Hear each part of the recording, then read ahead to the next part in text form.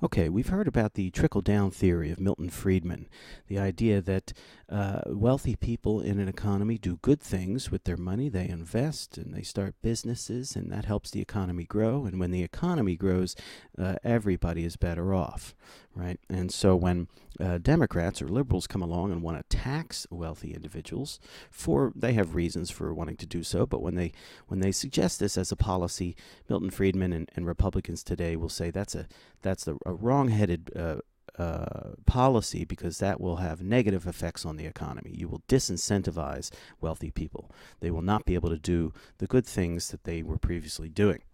So in the trickle-down theory, what you want to do is create an environment so that wealthy people can get wealthy, and then wealth will trickle down to the rest of society as the economy grows. Now, Nick Hanauer in his TED Talk takes issue with this description of the dynamics of the economy.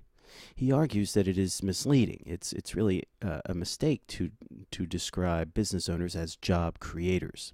He himself is a business owner, and he points out that from the business owner's point of view, that sort of the last thing you want to do is hire somebody. That's an extra cost. The only reason you do so is you expect that there is sufficient demand in the economy. There have to be people with disposable income, right, who want to purchase your goods or your services.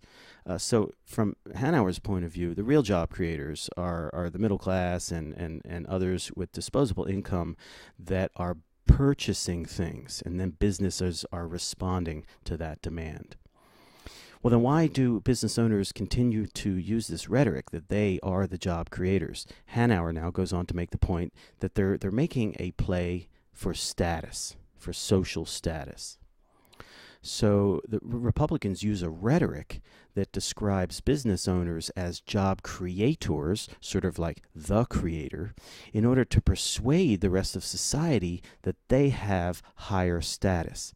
And having higher status in society, then that would come with it the privilege of not being taxed, for example.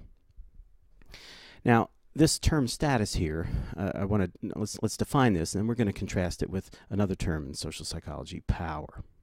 So let's define status as the relative standing based on respect, admiration, and prestige.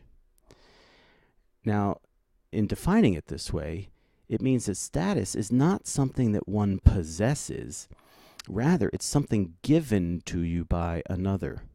So this person will respect another. This person might admire the CEO or the business innovator or something.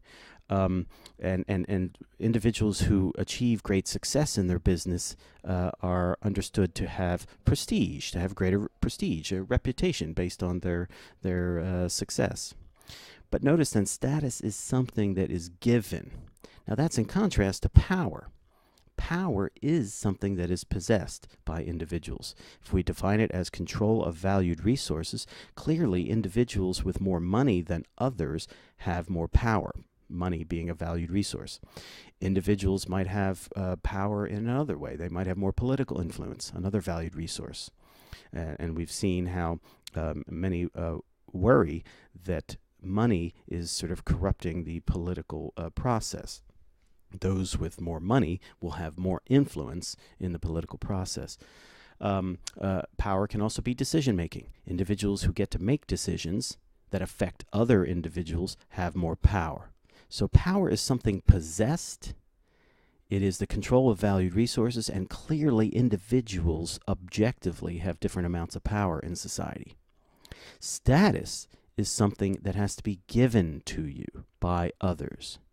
So notice what Hanauer argues that what Republicans are doing is they're attempting to increase the status of these business owners. Now, why would they want to do that? Because status helps to legitimize power.